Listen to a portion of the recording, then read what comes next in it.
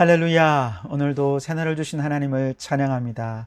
우리 하나님은 오늘도 찬양 가운데 임하시고 능력으로 우리의 삶을 이끌어 주실 줄 믿습니다. 우리 그 믿음으로 오늘 이 하루 우리를 이끄실 주님을 향한 찬양과 또 고백이 넘치는 하루가 되기를 소망하면서 오늘은 사랑하는 나의 아버지 찬양하면서 하루의 문을 열어가도록 하겠습니다. 함께 찬양하시겠습니다.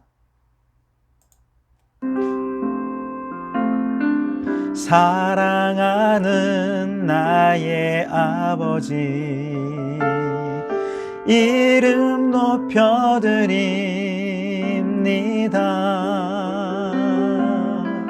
주의 나라 찬양 속에 임하시니 능력에 주께 찬송하네.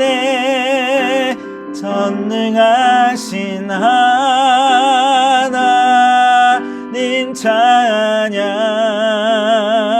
언제나 동일하신 주 전능하신 하나님 찬양 영원히 다스리네.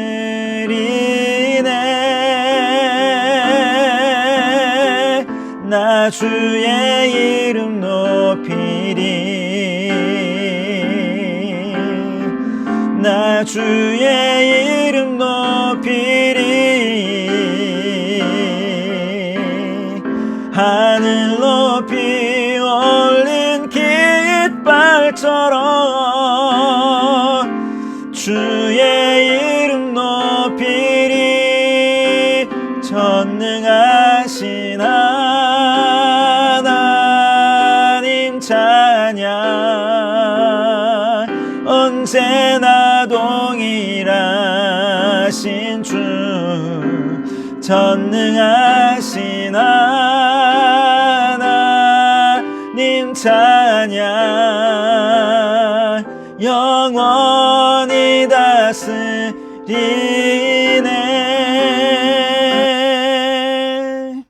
아멘. 오늘 이 아침 우리에게 주신 하나님의 말씀은 에베소서 1장 3절에서 6절까지 말씀입니다. 에베소서 1장 3절에서 6절까지 말씀 제가 봉독해 드리겠습니다. 찬송하리로다. 하나님 곧 우리 주 예수 그리스도의 아버지께서 그리스도 안에서 하늘에 속한 모든 신령한 복을 우리에게 주시되 곧 창세전에 그리스도 안에서 우리를 택하사 우리로 사랑 안에서 그 앞에 거룩하고 흠이 없게 하시려고 그 기쁘신 뜻대로 우리를 예정하사 예수 그리스도로 말미암아 자기의 아들들이 되게 하셨으니 이는 그가 사랑하시는 자 안에서 우리에게 거주해 주시는 바 그의 은혜의 영광을 찬송하게 하려는 것이라. 아멘. 오늘 이 말씀을 통해 우리에게 주시는 하나님의 음성을 듣게 되기를 바랍니다. 에베소서는요, 찬송의 서신입니다. 그 중에서도 오늘 우리가 읽은 1장 3절부터 내일 우리가 살필 14절까지는 하나님께 대해 아주 고백적이고 또 예배의 언어를 통해서 하나님을 찬양하는 위대한 찬미문이라 그렇게 얘기할 수 있습니다. 나중에 5장에도 이런 찬양문이 또 나오는데요. 그래서 에베소서에서 찬양문은 매우 중요한 위치를 차지하고 있습니다. 이러한 찬미문 혹은 찬양문을 베라카라고 하는데요. 보통 이 베라카는 짧은 형식으로 하나님을 찬양하는 것이 일반적이죠.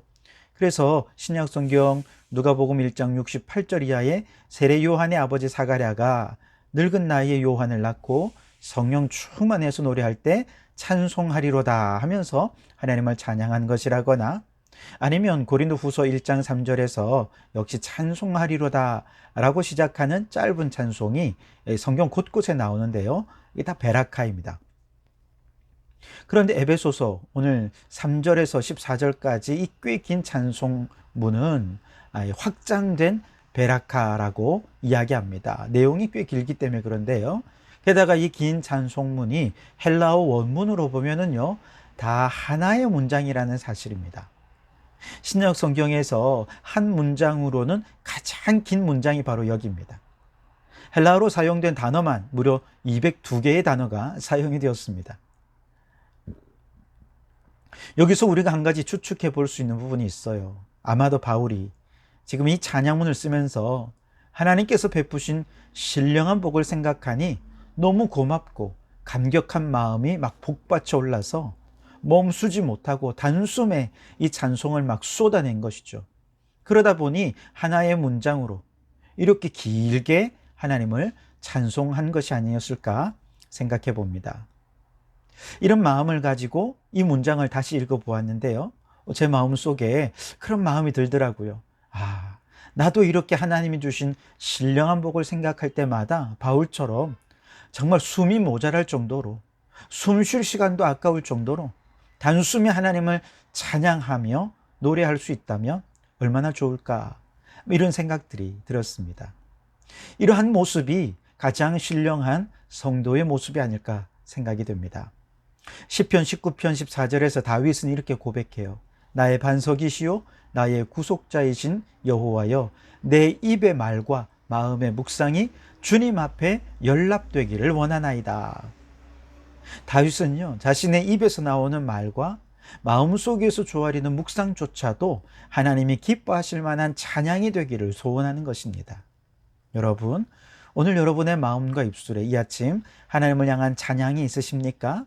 바라기는 오늘 이 하루 동안 하나님께서 우리에게 베풀어 주신 신령한 복을 깨닫고 감사하면서 우리의 입술의 말과 또 마음의 묵상이 모두 하나님께 올려드리는 찬양이 되는 이 하루가 되기를 바랍니다. 찬양을 하고자 하는 벅찬 마음 때문에 오늘 이 하루 매 순간 단숨에 숨 쉴 틈 없이 그 찬양을 계속해서 쏟아낼 정도로 우리의 마음이 찬양과 감사로 넘쳐나는 복된 이 하루가 되시기를 주님의 이름으로 축원합니다. 감사한 것은요, 신령한 복을 주신 하나님을 찬양하는 이 내용을 자세히 보면 이건 성부, 성자, 성령 하나님을 향한 삼위일체적 찬양이라는 거예요. 오늘 3절에 보시면 찬송하리로다 하나님 곧 우리 주 예수 그리스도의 아버지께서, 이렇게 말씀하시죠. 이게 주어입니다. 즉 성부 하나님께서 우리에게 신령한 복을 주시기 위해 이런 일을 행하셨다라고 찬양하는 것입니다. 이어지는 7절부터 12절에는 성자 예수님께서 우리에게 신령한 복을 주시기 위해 행하신 일들을 찬양하고 있습니다. 그리고 13절, 14절에서 성령님께서 행하신 일들을 또한 찬양하고 있죠. 물론 각각을 보시면 성부, 성자, 성령 각각을 지칭하여 찬양하는 것이긴 하지만 사실은 삼위일체 하나님께서 매 순간 함께 행하신 사역의 결과 우리에게 놀라운 복이, 신령한 복이 임하게 된 것입니다. 여러분 생각해 보세요. 우리가 뭐라고? 아무것도 아닌 우리를 위해 성부, 성자, 성령, 삼위 하나님께서 하나같이 이렇게 행동하셔서 이처럼 우리에게 신령한 복을 주시다니 정말 놀랍지 않습니까? 이것만 생각해도 이미 고맙고 이미 감사해서 우리 삼위일체 하나님을 찬양하지 않을 수가 없는 것입니다. 또 한 가지 중요한 것은요, 이 모든 복이 그리스도 안에서 우리에게 주어졌다는 사실입니다. 이 짧은 베라카 찬양문 속에 그리스도 안에서라고 하는 표현이 11번이나 등장합니다. 계속 그리스도 안에서를 반복하고 있는 것이죠. 우리에게 주어진 신령한 모든 복들이 그리스도를 벗어나서 이루어진 것은 아무것도 없다는 것이죠. 성부 하나님께서 그리스도 안에서 그리스도를 통하여 그리스도와 함께 이루신 축복이라는 것입니다. 자, 이걸 생각하면서 이제 좀 구체적으로 오늘 본문에서 그럼 성부 하나님께서 우리에게 신령한 복을 주시기 위해 어떤 일을 행하셨나, 그리고 그 결과는 우리에게 어떻게 나타났는가 몇 가지 좀 생각해 볼 텐데요. 오늘 4절에 보시면 고 창세전에 그리스도 안에서 우리를 택하사 그랬죠. 하나님이 우리를 선택하신 것이 신령한 복의 첫 번째라는 거예요. 왜냐하면 우리는 사실 하나님의 선택을 받을 자들이 아니라 무서운 심판을 받아 마땅한 죄인들이었다는 것이죠. 그럼에도 불구하고 하나님은 우리를 이제 그리스도의 십자가를 내다보시면서 창세전에 미리 선택하신 거예요. 바로 이 선택에는 전적인 하나님의 주권과 은혜만이 있을 뿐입니다. 그러니 창세전에 우리를 선택하셨다라고 하는 이 놀라운 하나님의 은혜, 그 주권 앞에서 우리의 모든 자랑, 인간의 공로, 인간의 업적은 하나도 쓸모없는 것이 되어버리고 그저 선택받은 복에 압도당해서 우리의 복의 근원이신 하나님을 찬양하지 않을 수가 없게 되는 것이죠. 그런데 하나님이 이렇게 우리를 선택하신 목적이 있어요.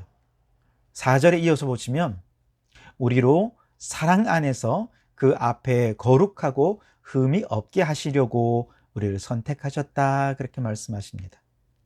하나님이 우리를 선택하신 이유가 단지 죄 용서 받고 그래서 저 천국 가는 것, 이것이 끝이 아니라, 물론 궁극적으로는 믿음으로 천국 가는 것이 선택하신 궁극적 목적이겠지만, 그러나 곧바로 구원받았다고 천국에 이끄시는 것이 아니고 이 세상에 살면서 어떻게 살 것이냐, 거룩하고 흠없는 하나님의 백성다운 삶을 살도록 하기 위해 선택하셨다는 것이죠.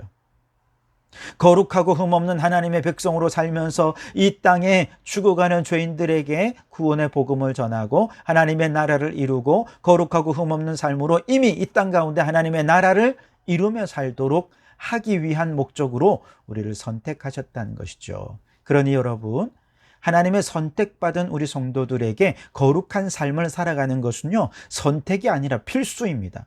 사명입니다. 물론 그렇다고 내가 거룩해야지, 흠없이 살아야지 노력하고 결단한다, 그렇게 되느냐? 아니요. 여기에 성령의 도우심과 역사가 반드시 필요하지요.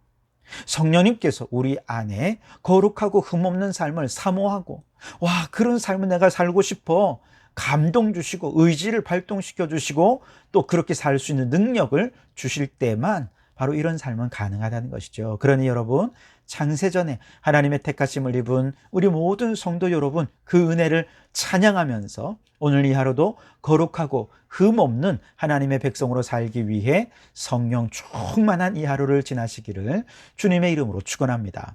두 번째로 우리에게 신령한 복을 주시기 위해 성부 하나님이 행하신 일은 예정하심이에요. 5절에 보시면 그 기쁘신 뜻대로 우리를 예정하사 그러셨죠.